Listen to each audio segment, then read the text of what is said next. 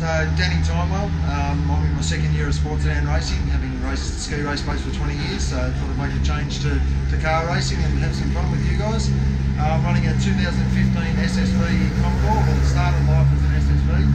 It's obviously been fairly well tricked up now, and yeah, we just keep plugging away and just trying to keep improving every time we go out. So I think the first time you raced, I was still running the Black Z. Is that? I think that's like a couple of years ago now. That was at Sandown here in March 2018. And that was your first run, That was my first ever race, yep. And the car was, I'm assuming you've done more work even since then on it, or not really yet? Yeah, so that weekend it still had a dead stock standard road car engine, because we hadn't finished building this engine yet, so that was just I was supposed to go out and do my apprenticeship and learn the ropes a little bit. Then ever since then we've just been improving the car every time out. We just try and make little changes to it, just try and keep moving forward.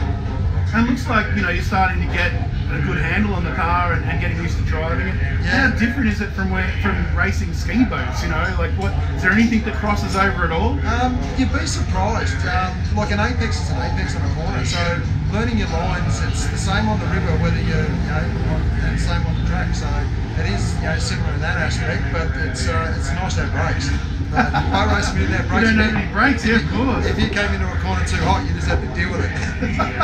And so, obviously, you're going to do you're racing this weekend, and then are you going to do the 50k play? Yeah. So the plan is to beat Island Magic. So we've got to get through this last race today. We've got a little bit of a cooling issue with the engine, but I think we can manage it through the last race, and yeah, we'll do some maintenance on it and have it ready to crack at Island Magic. And what are your plans for next season? Are you looking to do big sports sedans again for another season? Yeah, definitely. We'll run the plan is to run the whole season with big sports sedans again. This car won't be a forever car, so there are things on the horizon. So if I can stop spending money on this one, I might be able to keep saving for another one. So there is plans to go quicker? Yes, definitely. That's awesome. Yeah. So I suppose at the moment you're part of the production sports sedan class? Correct. So how are you running in that? I think pretty sure I'm leading the points in that one. And coming into this weekend, I think I was third outline in the overall sports sedans as well. So keeping it pretty consistent. So I suppose it does show that even if you haven't got the fastest car, if you're finishing races consistently, you're in with the chance, aren't you? Yeah, exactly right. Yep. And you don't need to go out and buy a space train car. This is a good way to get into the class with the production-based car. Exactly, and it was fairly cost-effective to get into it initially, but then it's like anything, you get bitten by the drug, and then you're in, you're hooked, and you just got to keep spending. So, but yeah, space frame chassis certainly in the thinking at some stage. Not sure when yet, so maybe Michael Robertson wants to unload his car, we might have a look at that. Oh yeah, well, there might be another Audi for him to drive, mightn't there? So he might want to move that on. That's a really good car, and would definitely suit you. Yeah, I love me Holden. It's the right colour, isn't it now? That's right. He's painted it for you. So he doesn't know this yet. No, well, he probably will. When he watches it, he'll be like, oh, okay. So you started in sports sedans as part of like another class that came from big V8s, and what sort of made you sort of stick around? No, well actually when I built the car I was new to the sport, so I had big V8 rule book, sportsman rule book, improved production, and another category which hasn't really got off the ground, brute force touring cars.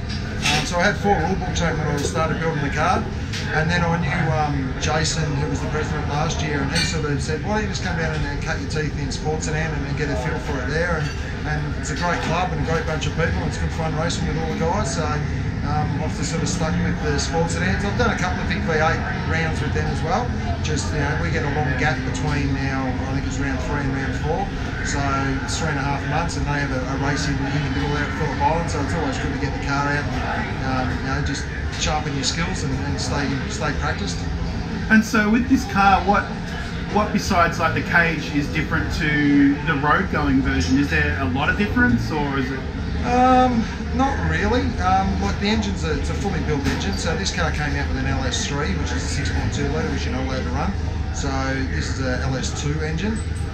It's still a standard block and standard crankshaft, but everything else is new, and it's a high comp engine. We run it on E85 to get some compression and horsepower out of it. The gearbox is a modified Trenic 6060 by Melwood Automotive up in Queensland.